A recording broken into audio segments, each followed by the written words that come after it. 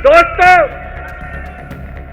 2 दिन के बाद, आज से 2 दिन के बाद मैं सीएम की कुर्सी से इस्तीफा देने जा रहा हूं। मैं तब तक सीएम की कुर्सी पे नहीं बैठूंगा जब तक जनता अपना फैसला ना सुना दे। अगर आपको लगता है केजरीवाल ईमानदार है, मेरे पक्ष में वोट दे देना। इन्होंने आरोप लगाया केजरीवाल ने भारत माता के साथ धोखा किया है। ये करने के लिए नहीं आया था मैं, सत्ता से पैसा और पैसे से सत्ता, इस खेल के खेलने के लिए मैं नहीं आया था। जम के वोट दे देना मेरे पक्ष में, चुनाव के बाद सीएम की कुर्सी पे जाके बैठूंगा। अगर देश की जनता, दिल्ली की जनता को लगता है केजरीवाल बेईमान है, मैं 1 मिनट के लिए सीएम की कुर्सी पे भी नहीं बैठूंगा। 1 मिनट के लिए मैं बैठने को तैयार नहीं।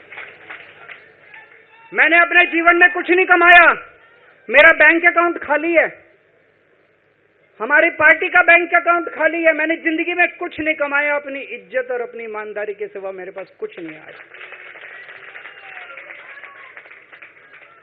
इनकम टैक्स में कमिश्नर की नौकरी करता था, 2000 में नौकरी छोड़ के सन 2000 से 2010 तक 10 साल मैंने दिल्ली की झुग्गियों के अंदर बिताए हैं। कुछ महीने दिल्ली की झुग्गियों में जाके रहा मैं, झुग्गी के अंदर, नंद नगरी, सुंदर नगरी की झुग्गियों के अंदर मैंने गली गली में खाक छानी है कि गरीब आदमी रहता कैसे, उसके घर का गुजारा कैसे चलता है। अगर पैसे कमाने होते, इनकम टैक्स कमिश्नर की नौकरी बुरी नहीं थी। और जब मैंने नौकरी छोड़ी थी तब कोई पार्टी नहीं थी, कुछ नहीं थी। ऐसा नहीं था कि उस टाइम ये था मुख्यमंत्री बनने चला था या कोई पार्टी, कुछ नहीं था, कोई भविष्य नहीं था। केवल देश के लिए जुनून था कि देश के लिए कुछ करना है, देश के लिए कुछ करने हैं। 49 दिन की सरकार के बाद इस्तीफा दिया था, अपने असूलों के लिए इस्तीफा दिया था। किसी ने इस्तीफा मांगा नहीं था, अपने आप इस्तीफा दिया था। आज के तारीख में, आज के जमाने में कोई अपनी चपरासी की नौकरी नहीं छोड़ता। मैंने मुख्यमंत्री की कुर्सी छोड़ी थी, अपने आप छोड़ी थी। न पद का लालच है, न दौलत का लालच है, केवल देश के लिए कुछ करने का जुनून है, देश के लिए कुछ करने के लिए आए हैं।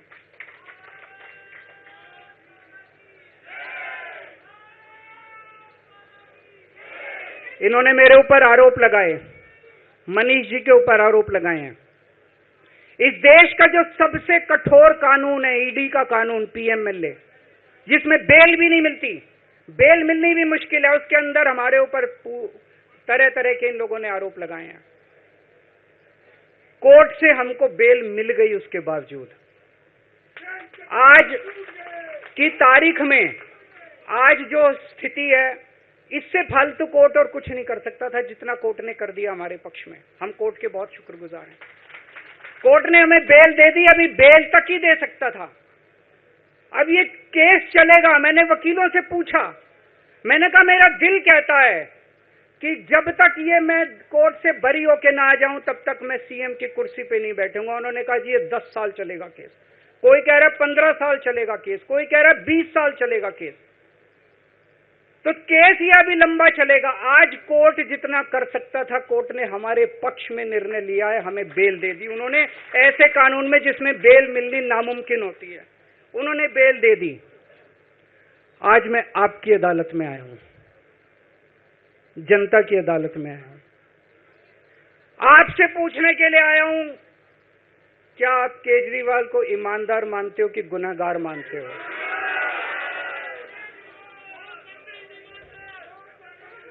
मैं दिल्ली की जनता से पूछना चाहता हूं, मैं देश की जनता से पूछना चाहता हूं कि क्या केजरीवाल ईमानदार है कि गुनहगार है? दोस्तों, 2 दिन के बाद, आज से 2 दिन के बाद मैं सीएम की कुर्सी से इस्तीफा देने जा रहा हूं।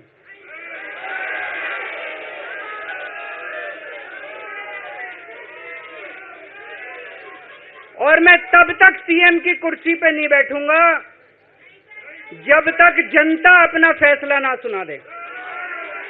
मैं जनता के बीच में जाऊंगा, गली गली में जाऊंगा, घर घर में जाऊंगा, और जब तक जनता अपना फैसला ना सुना दे कि केजरीवाल ईमानदार है, तब तक मैं सीएम की कुर्सी के ऊपर नहीं बैठूंगा।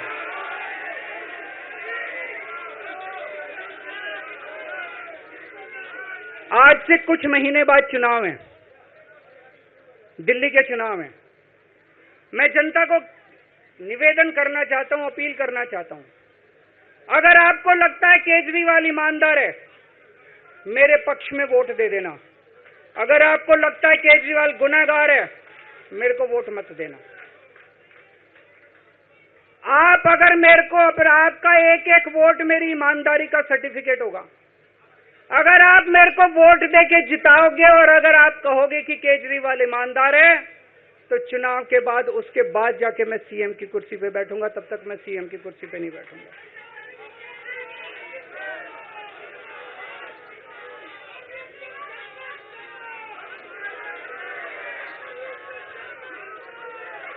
आपको लग रहा होगा अभी अभी जेल से रिहा होके आया है, ये कैसा क्यों बोल रहा है?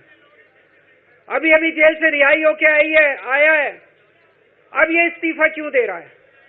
इन्होंने मेरे ऊपर आरोप लगाया है। इन्होंने आरोप लगाया है कि केजरीवाल चोर है। इन्होंने आरोप लगाया है केजरीवाल भ्रष्टाचारी है। इन्होंने आरोप लगाया है केजरीवाल ने भारत माता के साथ धोखा किया है। ये करने के लिए नहीं आया था मैं। सत्ता से पैसा और पैसे से सत्ता, इस खेल के खेलने के लिए मैं नहीं आया था। मैं देश के लिए कुछ करने के लिए आया था। जब 14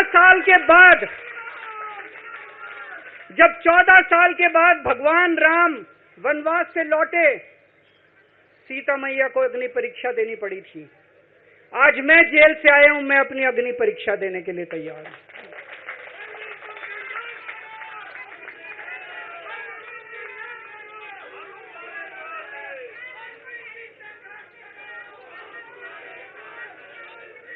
ये कुछ लोग बोल रहे हैं सुप्रीम कोर्ट ने कुछ कंडीशंस लगाई हैं, काम नहीं कर पाएंगे। पिछले 10 साल में इन लोगों ने कंडीशन लगाने में कोई कसर छोड़ी थी?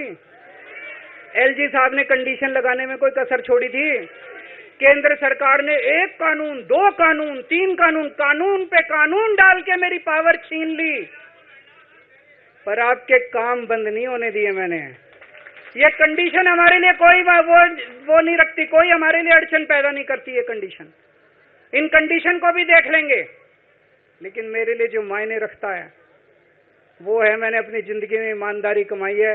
अगर आपको लगता है केजरीवाल ईमानदार है, जम के वोट दे देना मेरे पक्ष में। चुनाव के बाद सीएम की कुर्सी पे जाके बैठूंगा।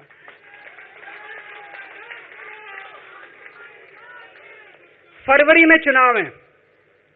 आज इस मंच से मैं मांग करता हूं कि ये चुनाव नवंबर में कराए जाएं, महाराष्ट्र के साथ कराए जाएं, तुरंत कराए जाएं चुनाव।